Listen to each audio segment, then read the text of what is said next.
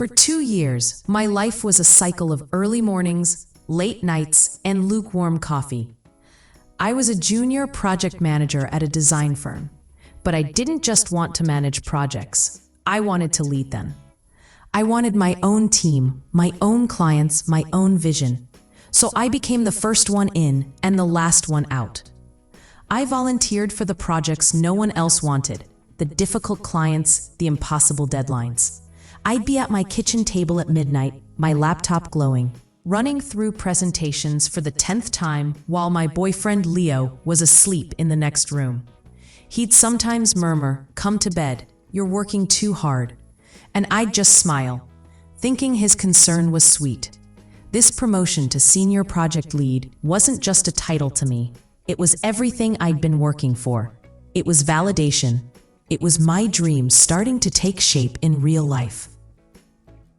A day it happened is burned into my memory. My boss Sarah called me into her office. The sun was streaming through the glass walls. She didn't mince words. She just smiled and said, "The job is yours." Frankly, it was never a competition. "Your work ethic is incredible, and your presentation last week sealed it.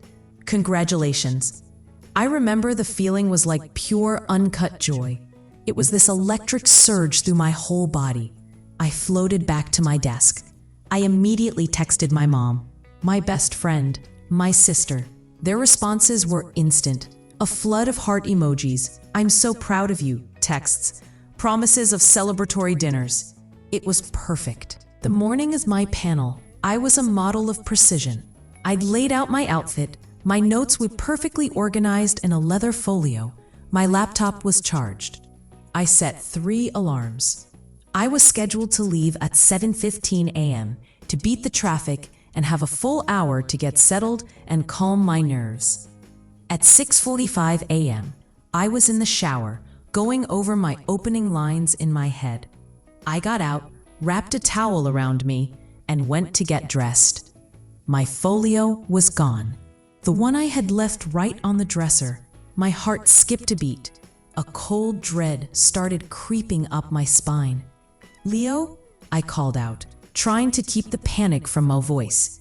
"Have you seen my presentation folio? The brown leather one?"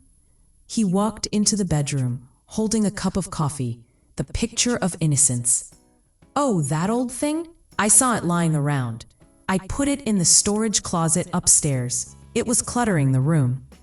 He said it so casually, so calmly. I stared at him. The storage closet, a black hole of old holiday decorations and broken electronics. You put my presentation notes for the biggest day of my career in the storage closet?" My voice was a whisper. He shrugged. "You can get it after your thing. It's not a big deal, is it? You know your stuff." That's when I saw it. The flicker in his eyes. It wasn't concern. It wasn't a simple mistake. It was a glint of satisfaction. He had hidden them. He had seen me preparing for weeks. He knew exactly what that folio meant, and he had deliberately, calculatedly, tried to derail me. I didn't say a word. I pushed past him, ran upstairs in my towel, and tore open the storage closet. I was throwing boxes behind me, my hands shaking, tears of pure rage now streaming down my face. I found it buried under a box of his old college textbooks. I had 15 minutes to get across town. I've never gotten ready so fast in my life. My hair was half wet. I smudged my eyeliner, but I got there. I walked onto that stage with my heart hammering against my ribs, not from nerves, but from a white-hot, clarifying fury. I gave the presentation fueled by pure adrenaline and anger, and I nailed it. But the moment it was over, the adrenaline faded, and the reality of what he had done crashed down on me. I drove home in a trance. I walked into the apartment. He was on the couch, watching TV. He looked up with a fake, easy smile. "How'd it go, superstar?" I didn't cry. I didn't yell. My voice was scarily, unnervingly calm. It was the calm of someone who has finally seen the truth with absolute, devastating clarity. "You hid my notes," I said. It wasn't a question. His smile vanished. He tried to deflect, to gaslight. What? Don't be dramatic. I just moved them. You're overreacting. You're always so stressed. I cut him off. You waited until I was in the shower. You knew exactly what you were doing. You didn't want me to succeed. You have never wanted me to succeed. I looked him dead in the eyes, and I said the words that made the entire house of cards come tumbling down. You weren't trying to help me. You weren't worried about me. You were trying to sabotage me, because my success makes you feel small. The silence after I said those words was louder than any fight we'd ever had. He didn't even try to deny it. He just stared at me, and in his eyes, I saw the truth he'd been hiding all along. A deep, festering insecurity that could only be soothed by trying to dim my light. And in that moment, I knew. I wasn't angry anymore. I was free. I told him to leave. I told him it was over. And for the first time, there was no negotiation, no guilt, no second guessing. The clarity was absolute. You cannot build a life with someone who is secretly competing with you. Love does not hide your presentation notes. Love does not guilt-trip you for your ambition. Love cheers you on from the sidelines, even when, especially when, the spotlight is solely on you. A difference in my life was not subtle. It was seismic. It was like a constant low-grade hum of anxiety I hadn't even known was there, had suddenly switched off. I could work late without that knot in my stomach. I could talk about my wins without having to downplay them. I thrived. That panel presentation actually did lead to something bigger. A headhunter in the audience reached out. And 6 months later, I accepted an even better position at a rival firm. With a significant pay raise, my career didn't just move forward, it launched. The lesson was the most valuable one I've ever learned. A partner should be your sanctuary, not your battlefield. Their success should amplify your own, not threaten it. You should be able to bring your dreams to the table and have them met with excitement, not competition. You deserve to be celebrated, not tolerated. You deserve a cheerleader, not a critic. So if you're listening to this and your stomach is twisting because you recognize these moments, if you find yourself apologizing for your ambition, fighting your excitement, or shrinking yourself to make your partner feel bigger, please hear me. Your dreams are not negotiable. Your light is not something to be dimmed. It is to be shared. That constant guilt you feel, it's not a reflection of your failure as a partner. It's a signal of his failure to be one. Choose yourself, choose your throne, and never, ever apologize for reclaiming it. I couldn't wait to tell Leo. I pictured his face lighting up. I imagined us going out for a fancy dinner, toasting with champagne. I called him, my voice practically buzzing. Leo, I got it. I got the promotion. There was a pause on the other end, just a beat too long. Then his voice came through, flat. Oh, wow, that's great, babe. Congrats. The energy just drained from the call. It was like throwing a celebration and having one single sad balloon deflate in the corner. He quickly followed it up with, "But are you sure you're ready for that kind of pressure? That's a lot more responsibility. And the hours, you're already so stressed." I remember standing there in the hallway, my heels suddenly feeling too tight. The excitement in my voice got smaller, defensive. I know, but it's what I wanted. It's a good thing. He sighed, a sound I knew well.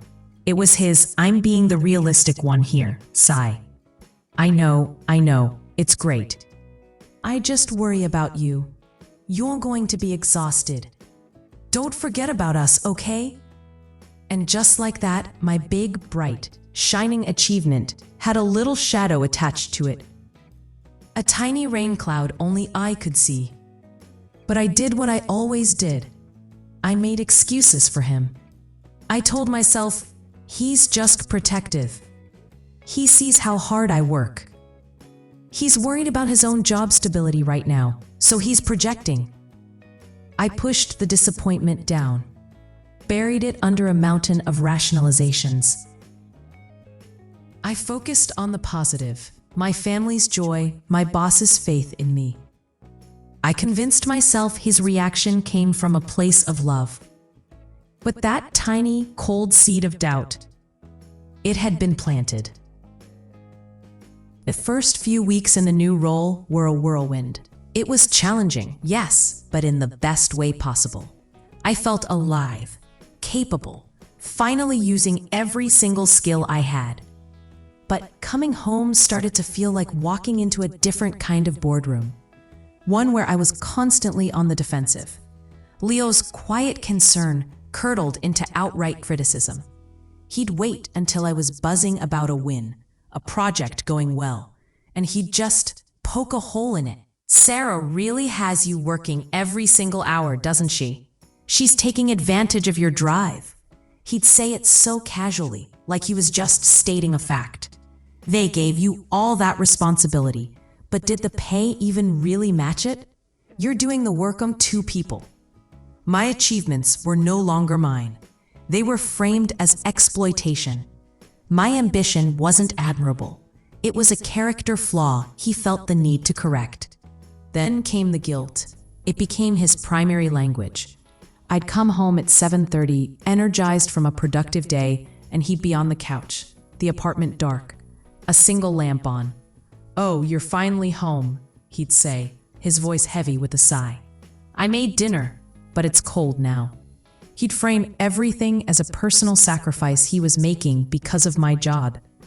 "I guess I'll just eat by myself again.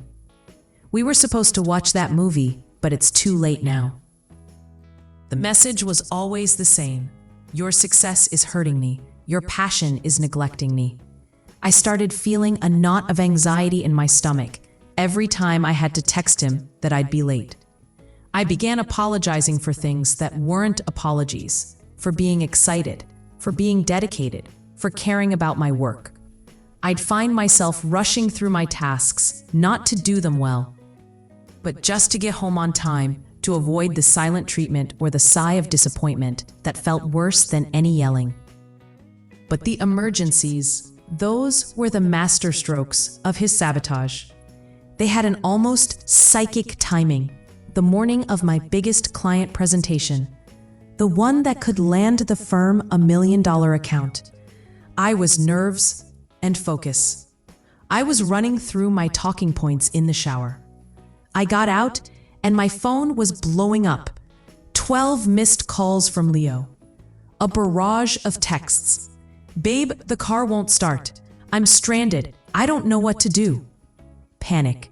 Immediate, gut-wrenching panic. I called him, my hand shaking. He was frantic, talking about tow trucks, about how stressed he was, how he needed me to come help him right now. I was in a towel, my hair dripping, my presentation notes on the bed. I had to choose.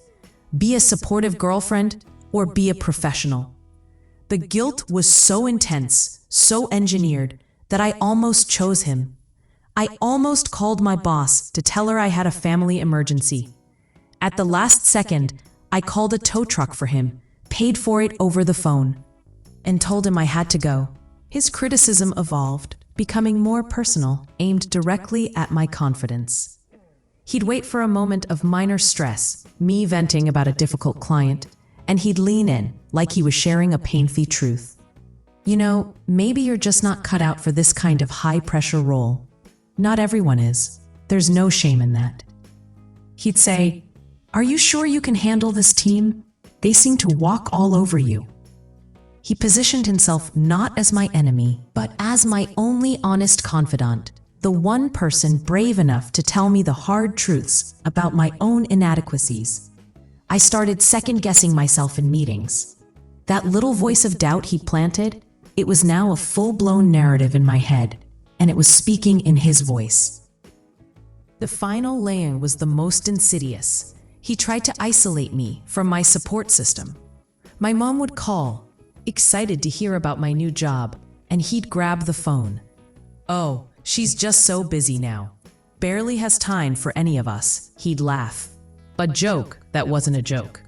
He'd pull my best friend aside at a party and say, "She's just so different since she got that promotion, don't you think?" so stressed. It's kind of sad. He was slowly, methodically, trying to poison the wells of my happiness, to make everyone see my success as a negative, just like he did. He wasn't just trying to hold me back. He was trying to make sure I had nowhere to run to. No one who would understand why I needed to run at all. The pinnacle of it all was the Innovate Tech Conference. It was the biggest industry event of the year. My boss, Sarah, had personally secured me a speaking slot on a panel about leadership. This wasn't just a presentation. It was visibility. It was me, representing my entire company in front of competitors, potential clients, and future employers. For weeks, it was all I could think about. I prepared relentlessly. I knew this could change everything. Leo knew it too. The week of the conference, the tension in our apartment was a thick, suffocating fog. He'd make little comments. Guess I'll be your widower that week while you're off being a superstar. But I'd built up walls. I'd learned to tune him out.